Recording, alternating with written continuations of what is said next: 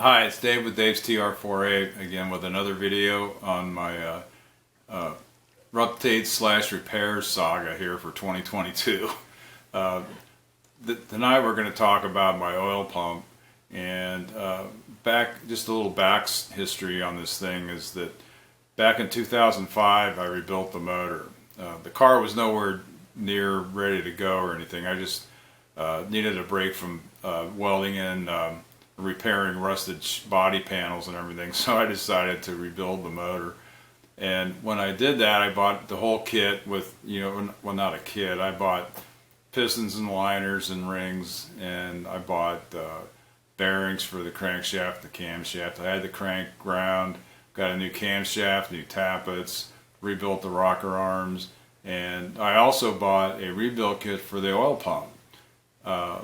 And when thank God I have a website for my car rebuild, and it's called davestr4a.com. You might want to take a look at it if you want to see a 13-year saga of getting a TR4A from a piece of junk to what I have now. But so anyway, back to my story. So I started wondering, do I have the right oil pump? Because I couldn't remember if the kit I bought had a pinned gear or drive gear, or if it was just a press fit. And apparently the press fits, they're out there, and they're crap, I guess. A couple guys I know have had the gear actually start spinning on the shaft. They lost oil pressure, and it completely trashed their motor. And I certainly don't want to have that happen to me. So like I said, I got to thinking, do I have the right one or not? So anyway, I opened up my website, went to the engine section, scrolled down, clicked on oil pump, and wouldn't you know it, I replaced the good pin gear with a non-pinned pressed-on gear type kit.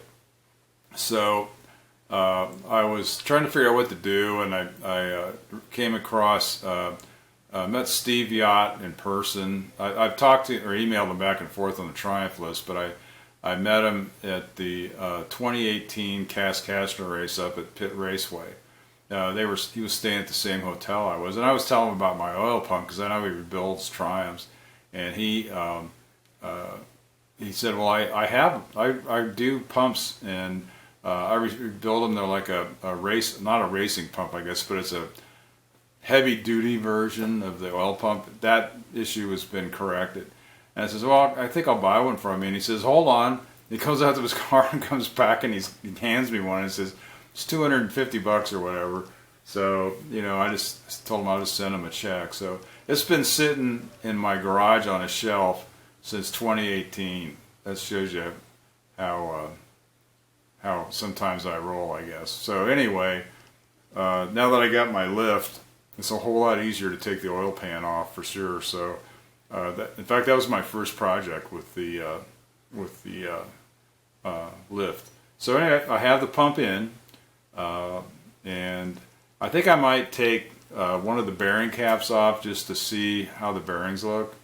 But other than that, if those look good, I'll just put the pan back on, and I'll have that done. Here's a snapshot right out on my website of the oil pump section of the rebuild.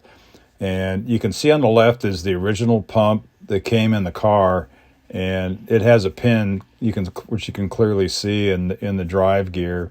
And of course, the one on the right is the rebuild kit I got, which has a pressed-on gear. So I'm like, son of a gun.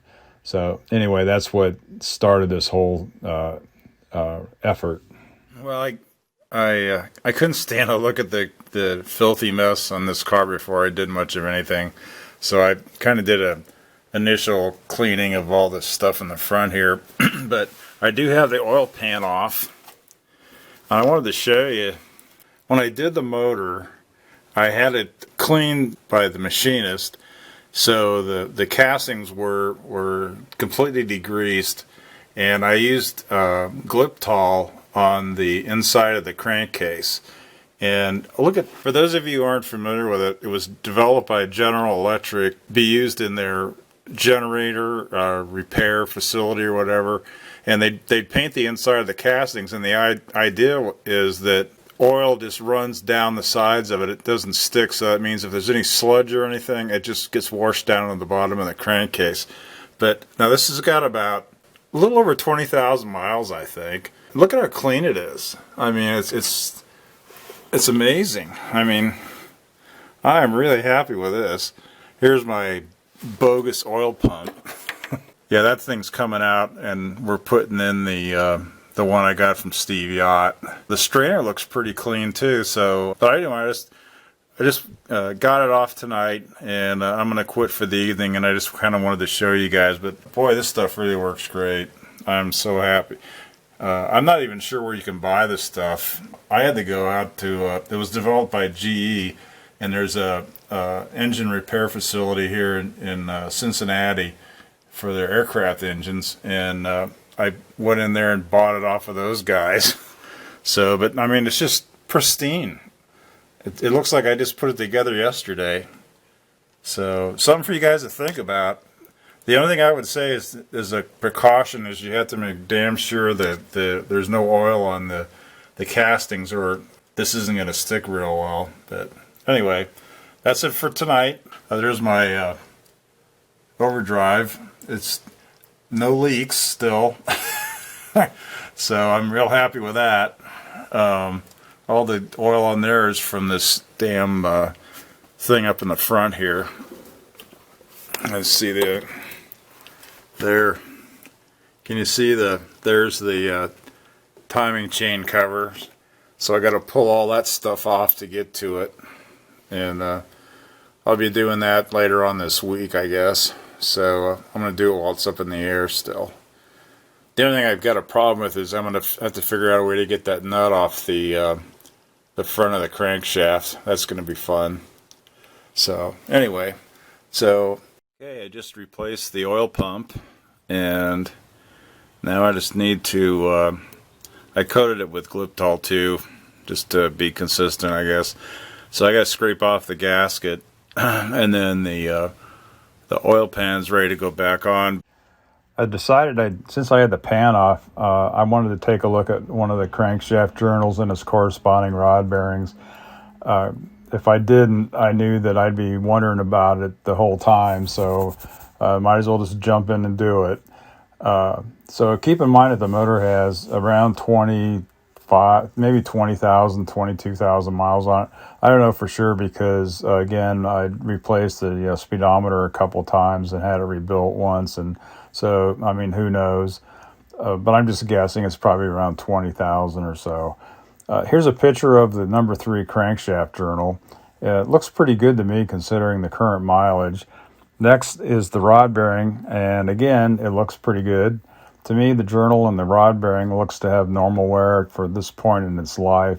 I can't remember the exact manufacturer of the bearing, but I do know it was a tri-metallic type. So based on this, I would not waste my time on any other type of bearing.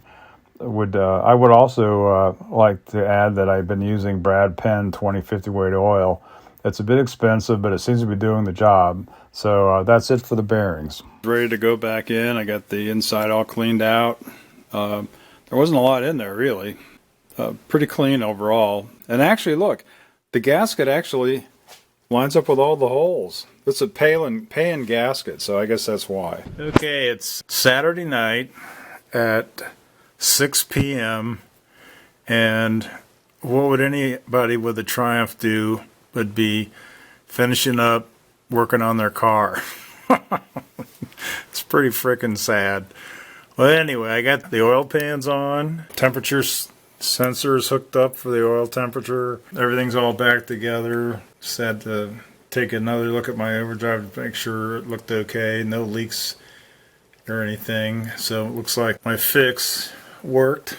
So yeah, I think I'm just going to go ahead and hit all the Zerk fittings while I got it up in the air. And basically the only thing I got to do to it is just add oil to it and start it up and see how it works. I'm kind of anxious to see how the new oil pump works. I was getting 40 pounds at idle, warm, and 60 on the road, you know, like driving. So we'll see how this goes. I'm really happy with the way that bearing looked.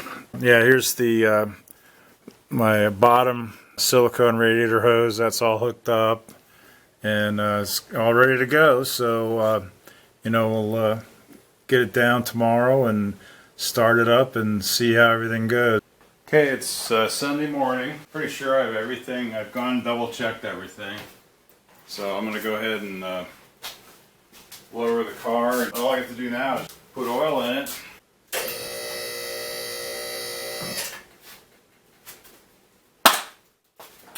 Gotta release these locks.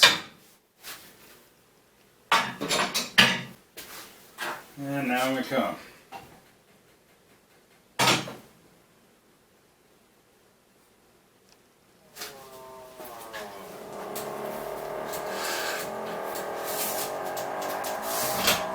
I love this thing.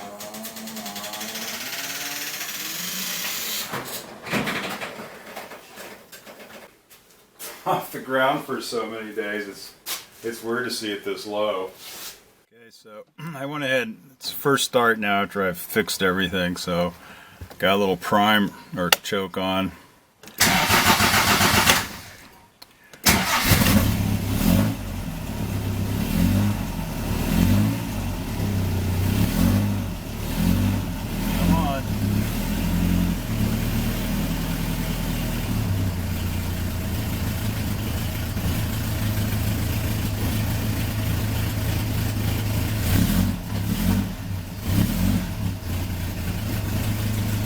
Wow, that's pretty good.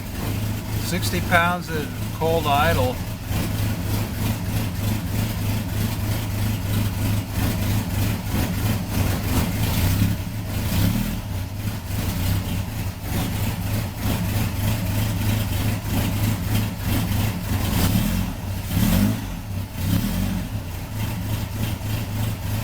Let's go check for leaks and other embarrassing things.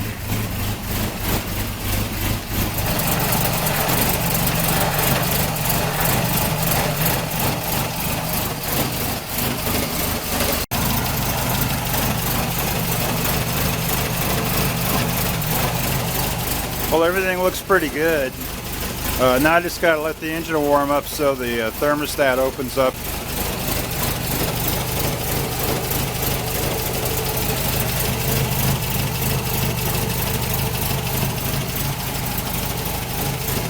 Oh, there's down the valve.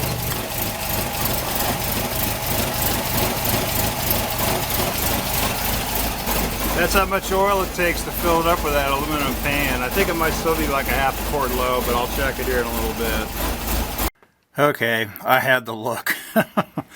I've run the engine through a heat cycle, I guess you could call it, where I ran it long enough for the electric fan to cycle on and off once, and got underneath it, and no runs, no drips on the seal so far. Of course, it's been what, 20 minutes, so I'll check it again after a couple 100 miles to see what's what. But yeah, successful mission. So that's it for the timing, cover, oil seal repair, and the upgraded oil pump installation. That's it for now. Please like and subscribe.